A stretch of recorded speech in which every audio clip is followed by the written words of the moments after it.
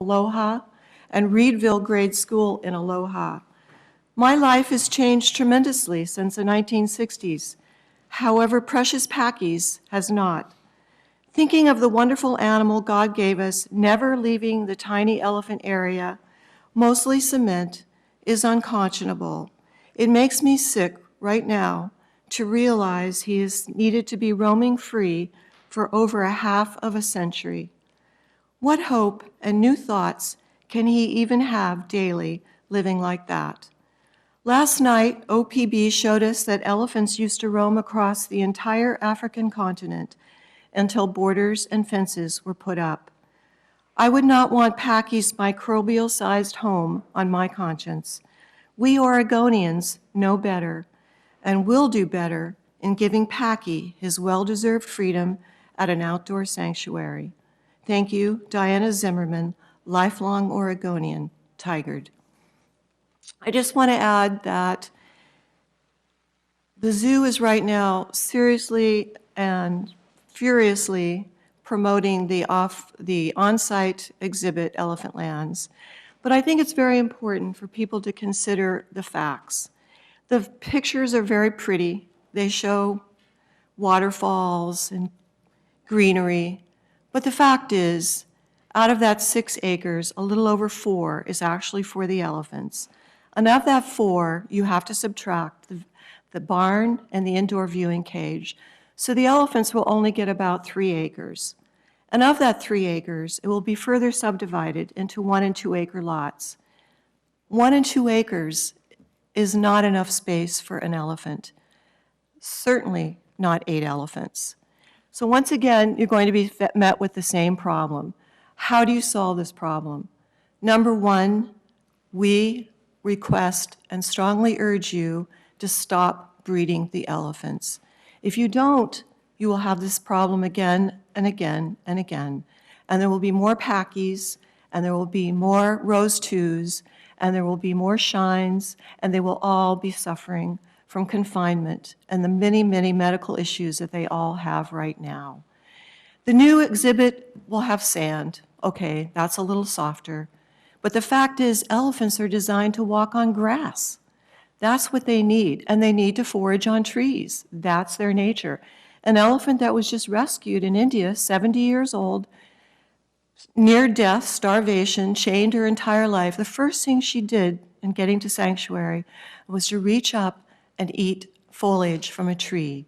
So their nature is that, and they can never experience that in the zoo.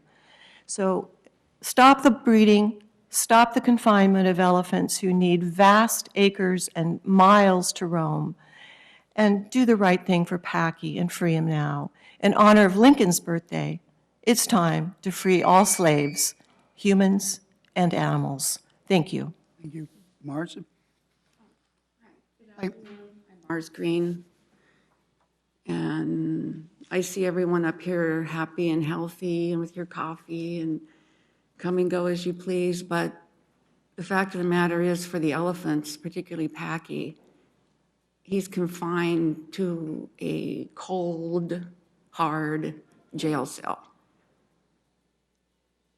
And it's baffling to me to think that there's people out there that know the truth, but yet continue to have their blinders up.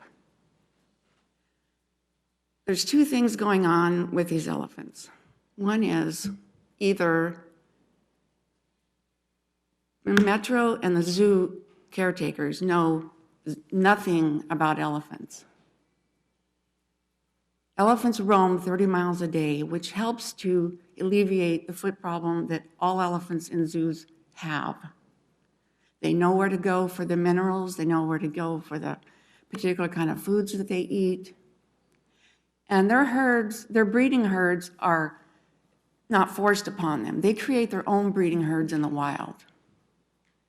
Breeding animals, breeding elephants at the zoo and allowing incest is not the way to go. Of 26 elephants that were born there, there's only 6 that are still living. That's not a very good percentage of success.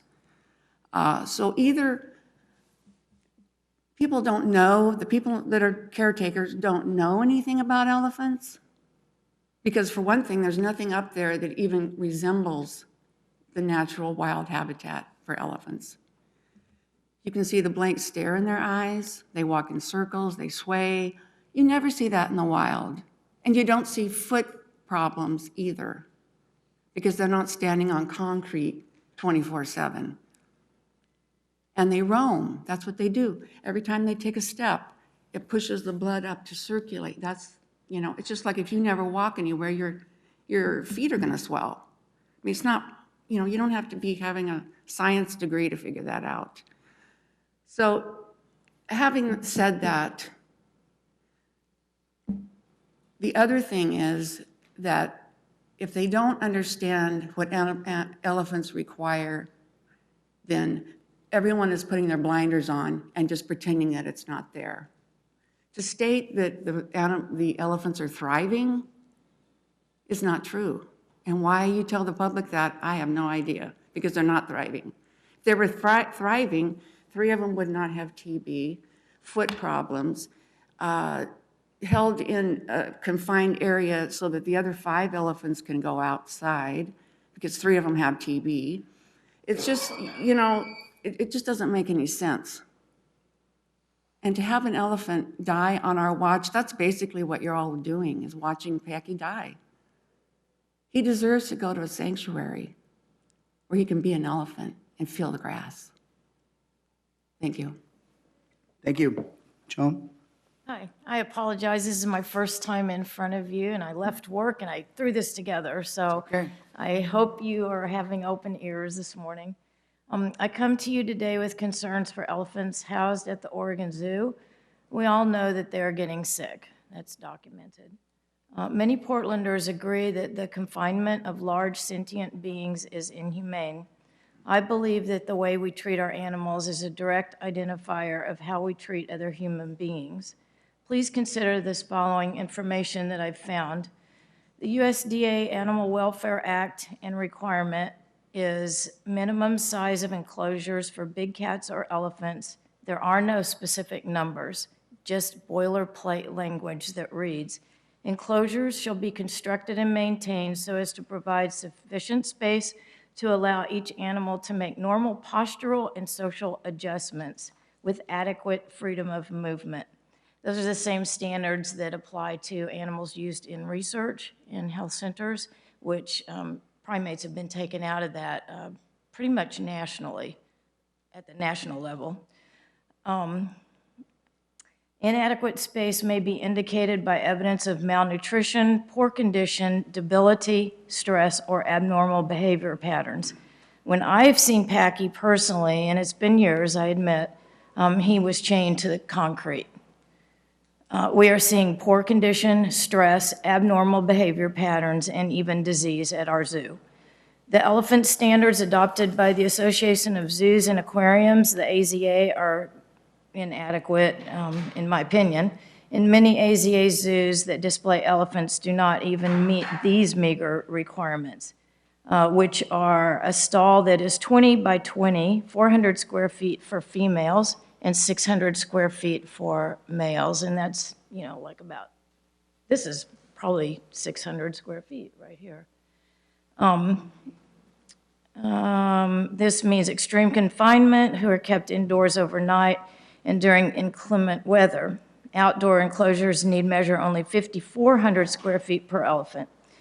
Again, there's no specific size minimum set forth by the USDA. I believe it's a travesty to teach our children about wild animals by viewing inbred, caged, sick animals.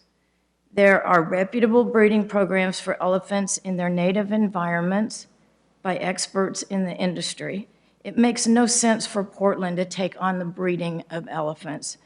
My request is that you stop the breeding plans at the Oregon Zoo and release Packy to sanctuary. Portland's a smart city, and I'm sure all of you run it in a smart way. I expect and plead for you to make wise, compassionate choices. Thank you. Thank you.